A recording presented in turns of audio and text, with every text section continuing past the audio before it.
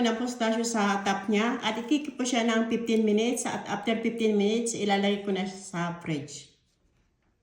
Hi روز. Hi madam. How are you? Fine madam. الحمد لله.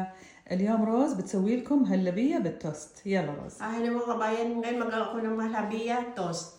Ayan, nag-ready ako ng 4 glass ng water, 1 karton ng corn flour, 100 grams, 10 tablespoon ng powder milk, 3 ponjal ng sugar, at niready ko itong syrup na sugar.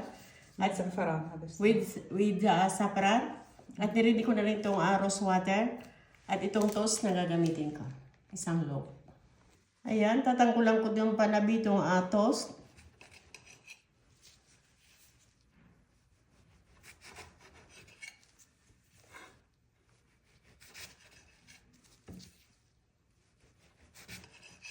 At hahatiin ko siya sa middle.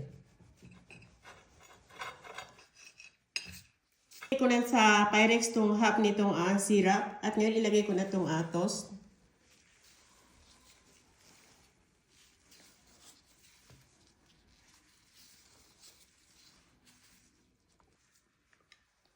Ayan, at ilalagay ko dito sa top itong half nitong syrup.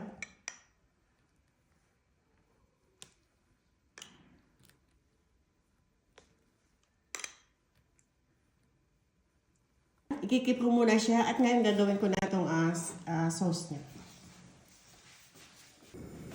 Ayan, ilagay ko na dito sa pot yung 4 glass ng water at add ko na rin itong flour.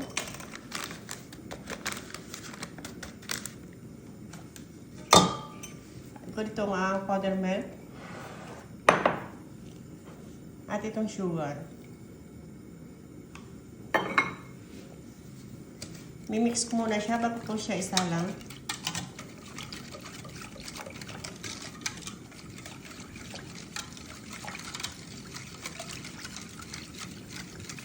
Na-mix ko na siya at ngayon sinalang ko na sa apoy at ang paghalo natin one side lang, ganyan lang.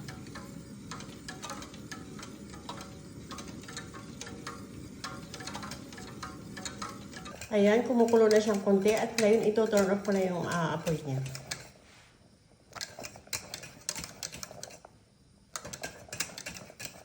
Tinurn off ko na yung apoy niya at lalagyan ko na siya ng rose water ng isang puno dito sa takip niya.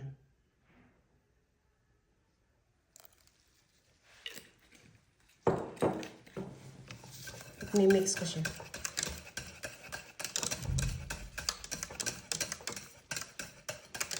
At ngayon, bubos ko na dito sa top nitong toast.